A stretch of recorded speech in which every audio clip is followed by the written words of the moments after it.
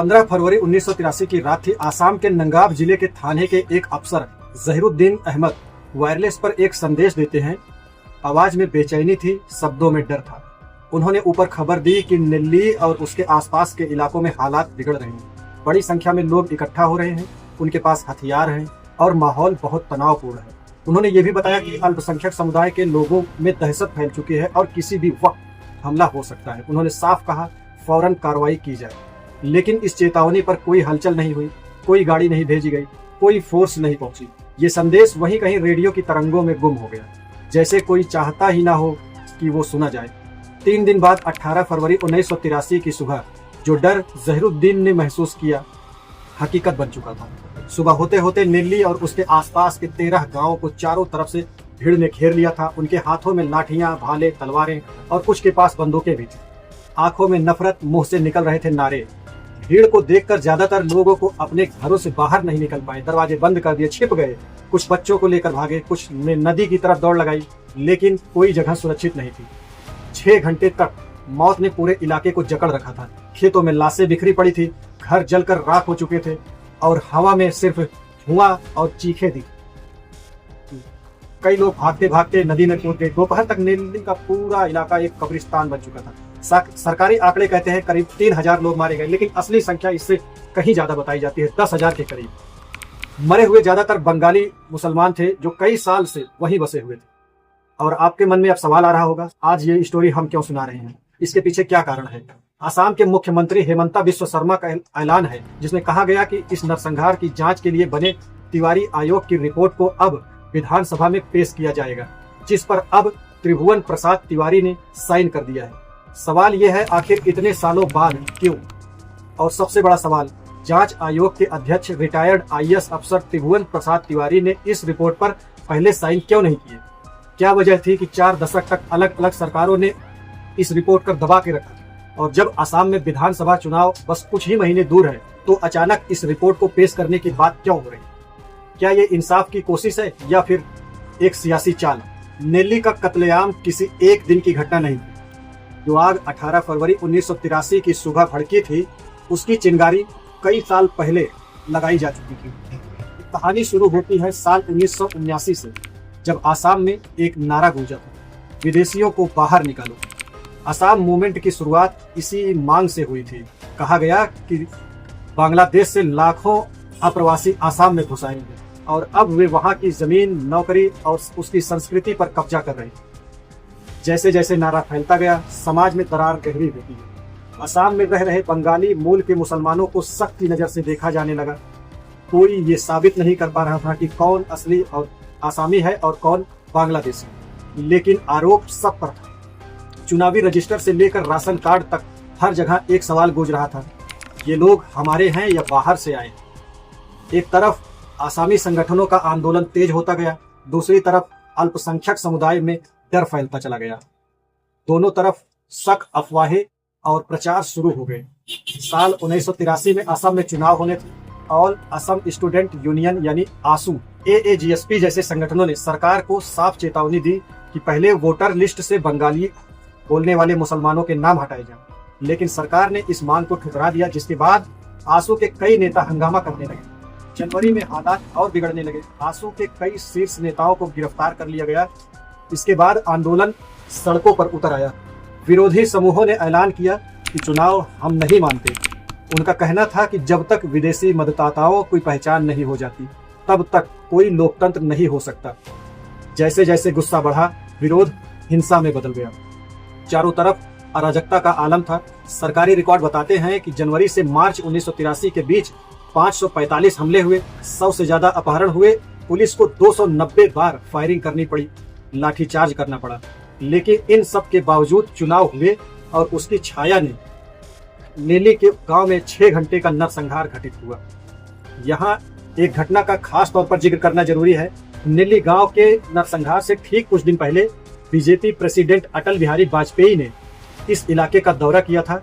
इस दौरान उन्होंने अपने एक भाषण में कहा था, अगर ये लोग असम में आते और पंजाब चले जाते तो वहां उनकी स्थिति ऐसी होती कि वे जिंदा नहीं बचते।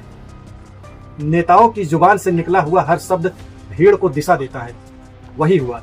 राष्ट्रीय नेता की हुई भाषा ने लोगों के गुस्से को वैधता दे दी और हिंसा तेज होने लगी। 18 फरवरी की सुबह लालू जनजाति के सैकड़ों लोग जो पहले खुद को इस आंदोलन से दूर रखते थे, उस दिन हथियार लेके निकल पड़े।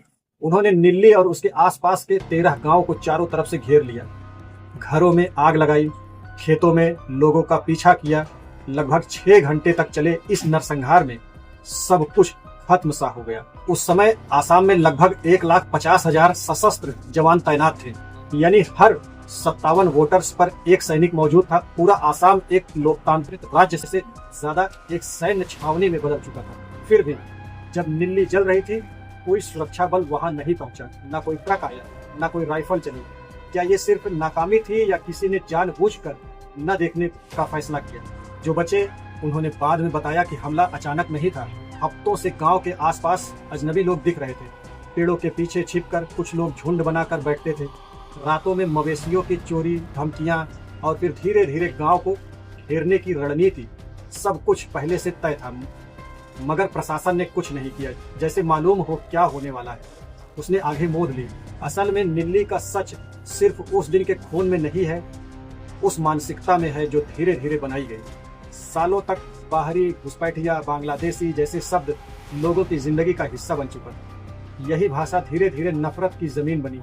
जब तक लोगों को एहसास हुआ कि ये नारा सिर्फ राजनीतिक हथियार था, तब तक बहुत देर हो चुकी थी। निल्ली के कई गवाह बताते हैं कि जब जिन लोगों ने हमला किया, उनमें से कई लोग उनके अपने परिचित, खेतों में एक साथ काम करने वाले, बाजार में मिलने वाले पड़ोसी, वही लोग उस दिन हथियार लेकर पहुंच गए थे। उन्होंने किसी को नहीं बख्शा, यहाँ तक कि बच्चों को भी नहीं। एक बूढ़ी औरत का बयान था, मेरे सामने मेरे 3 बेटे मारे गए।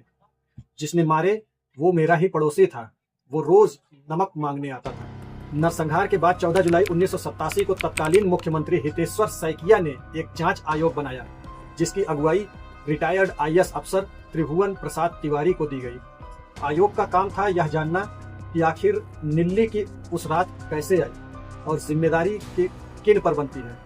547 पन्नों की एक रिपोर्ट तैयार की गई, 668 FIR दर्ज की गई, कागजों में सब कुछ लिखा गया, नाम, तारीख, गवाह, बयान। लेकिन वो सारे कागज धीरे धीरे धूल खा गए। ना कोई गिरफ्तारी हुई, ना कोई चार्जशीट, ना कोई सजा। साल बीतते गए और केस फाइलों का वजन बढ़ाता गया। जो लोग बच गए थे उन्होंने शुरुआत में आवाज उठाई, अदालतों के चक्कर काटे, लेकिन अंत में उन्होंने भी बोलना छोड़ दिया। निल्ली में जो हुआ वो धीरे धीरे सरकारी रिकॉर्ड्स और अखबारों के कोनों से मिटता चला गया। आयोग ने उस रात भेजी गई वायलेंस संदेशों की भी जांच की। नगांव थाने के नजरुद्दीन अहमद ने जो चेतावनी भेजी थी, उसे लेकर 3 वरिष्ठ अफसरों से सवाल हुए। तीनों ने अपने अपने तरीके से इस चेतावनी से पल्ला झाड़ दिया। एक ने कहा, मेरी बीबी ने संदेश लिया। दूसरे ने कहा, वो मेरी टेबल पर रखा था। तीसरे ने सफाई दी, वो मेरे कोटक बास्केट में पड़ा था। यानी जो संदेश सैकड़ों जिंदगियां बचा सकता था, वो टेबल, बास्केट और बहानों में दब गया। 1980 के दशक के एक पूर्व IAS अफसर ने खोलकर कहा, रिपोर्ट कभी पेश नहीं की गई क्योंकि इसमें आसाम आंदोलन के नेताओं को दोषी ठहराया गया था। लगता है सरकार नहीं चाहती थी कि वो नाम सामने आए। सालों बाद जब तिवारी आयोग की रिपोर्ट के कुछ हिस्से बाहर आए, तो उसमें भी साफ लिखा था, इस हिंसा के पीछे ऑल असम स्टूडेंट यूनियन यानी आसू और ऑल असम गढ़ संघर्ष परिसर यानी AAGSP को दिया गया। लेकिन तिवारी आयोग ने यह भी कहा कि यह हिंसा पूरी तरह से सांप्रदायिक नहीं थी, यानी इस कत्लेआम को सिर्फ हिंदू मुसलमान की नजर से नहीं देखा जा सकता है। इसके भीतर राजनीतिक, जमीर, पहचान और सत्ता की कई परतें थीं। फिर भी सच्चाई ये रही कि इतने बड़े नरसंहार के बाद भी किसी को सजा नहीं मिली। न कोई अदालत, न कोई माफी, न कोई इंसाफ, बस एक लंबी ठंडी सी चुप्पी। दी प्रिंट के एडिटर शेखर गुप्ता हैं। उन्होंने 2023 में अपने column first person second draft में लिखा था, जहीरुद्दीन अहमद का वो वायरलेस संदेश ही पहला सच था जिसे बाकायदा दफन कर दिया गया। उसी के साथ शुरू हुई थी एक लंबी प्रक्रिया जिम्मेदारी मिटाने की, जवाबदेही खत्म करने की, ताकि कोई गुनहगार न फंसे। जिनके आदेशों से ये 3000 लोग मारे गए, वो अपने पदों पर बने रहे। इतिहास हमेशा 2 हिस्सों में बटा होता है, जो लिखा गया और जो जानबूझकर नहीं लिखा गया, छोड़ दिया गया। निल्ली उस दूसरे हिस्से की कहानी है, एक ऐसी कहानी जिसे भारत ने कभी पूरी तरह स्वीकार नहीं किया, क्योंकि उसे स्वीकारना मतलब अपनी ही नाकामी से गुजरना। 4 दशक बाद तिवारी आयोग की ये जो रिपोर्ट विधानसभा में पेश की जा रही है, मगर इस बार इंसाफ के लिए नहीं बल्कि राजनीति के लिए, वोटों के लिए। नेली को समझना सिर्फ इतिहास पढ़ना नहीं है, बल्कि ये देखना है कि किस तरह एक राज्य ने अपने ही लोगों को वैध और अवैध में बांट दिया और उन्हें बचाने के बजाय डेटा बना दिया। कितने मरे, कितने जले, कितने विस्थापित हुए, और शायद यही इस देश का सबसे बड़ा अपराध है। यहाँ मौतें भी सांख्यिकी बन जाती हैं। दिल्ली में ना तो कोई युद्ध हुआ था, ना तो सीमा से कोई लड़ाई थी, एक अफवाह थी और एक खामोश प्रशासन था। यही 3 चीजें मिलकर किसी भी लोकतंत्र को कब्रिस्तान बना सकती हैं। शायद दिल्ली का सच यही है, जो हमारे देश में इंसाफ का वक्त होता ही नहीं है, बस पलता रहता है। वहाँ का आलम यह था कि लोग नदी में जानबूझकर कूद रहे थे, तैर रहे थे लाश की तरह, ताकि वो लोग लाश दिखें और मारने वाले उन्हें लाश समझकर छोड़कर चले। ये आलम था वो। बाकी आपका क्या कहना है इस कमेंट सेक्शन में लिखकर जरूर बताएं और हमें सब्सक्राइब करें।